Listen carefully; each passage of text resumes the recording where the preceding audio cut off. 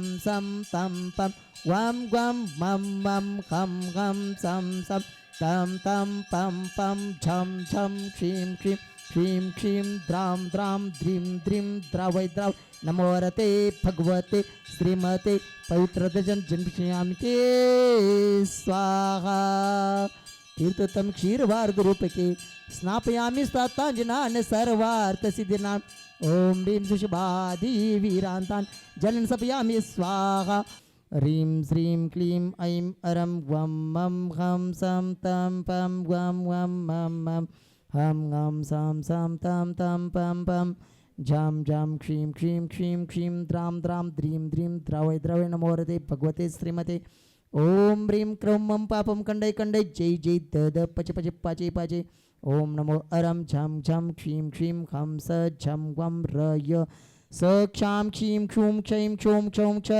क्षीं राम ह्रीं रूं रैं रौं रं र द्रां द्रीं द्रावय द्रवय नमो रते भगवते श्रीमते ट श्री भूषण महाजन शिरपुर निवासी परिवारस्य रे पंकज छाबड़ा दुर्ग निवासी इनके जन्मदिन के उपलक्ष्य में रेखा मुड़ावटकर नागपुर निवासी विनोद अंकिता अनीता सोनम पूजा ज्योति। आज हम जब अगृहीत मिथ्यात्व को छोड़ने का प्रयास कर चुके हों तो गृहीत मिथ्यात्व को भी हमें छोड़ना पड़ेगा। तो कुगुरु कुदेव और कुशास्त्र और कुधर्म ये हमारे गृहीत मिथ्यात्व होते हैं।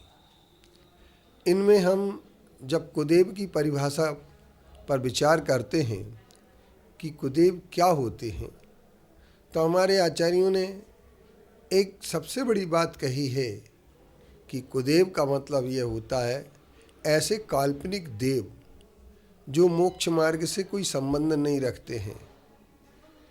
हम उनकी पूजन उपासना करना प्रारंभ कर देते हैं। जिनके पास वस्त्र शस्त्र स्त्री आदि सब कुछ होते हैं। जैन दर्शन की अपनी मान्यता यह है कि देव वही होगा जो वीतरागी हो, सर्वज्ञ हो और हितोपदेशी हो। इसलिए हम लोग वस्त्रधारी को, मुकुटधारी को या किसी भी प्रकार के सरागता को नमस्कार न करके हम सब वीतरागता को नमस्कार करते हैं। हमारी पूजनीयता का आधार ही वीतरागता है।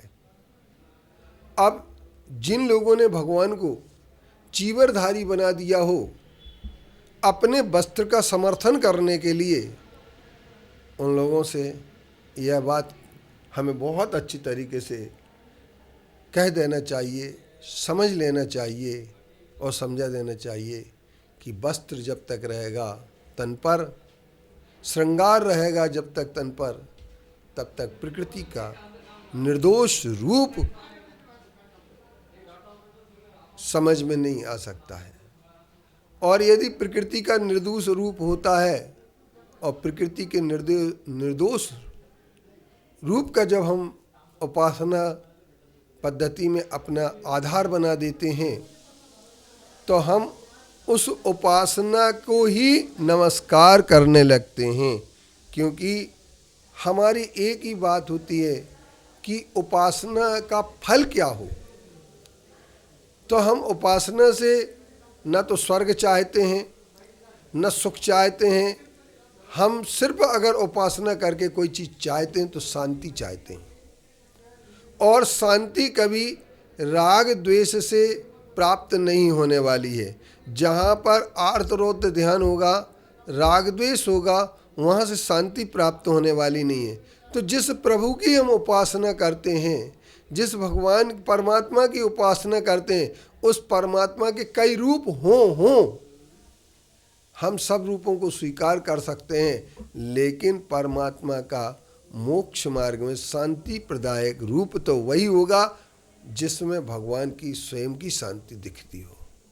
इसलिए निरखो अंग अंग जिनवर के, जिनसे झलके शांति अपार, जिनसे अपार शांति झलकने लगती है, वे ही हमारे देवता होते हैं, और जिनके शांत मुद्रा देख करके हमारी अशांति काफूर हो जाती है। और यदि हम शांति मुद्रा को नहीं देख करके अशांत मुद्रा, रागी मुद्रा या द्वेषी मुद्रा, भय, क्रोध आदि की मुद्राओं को देख करके, या हम उनके विकृत स्वरूप को देख करके नमस्कार करने की बात सोचते हैं, तो याद रखना चाहिए कि हम काफ़ी बड़ी भूल में भटके हुए हैं।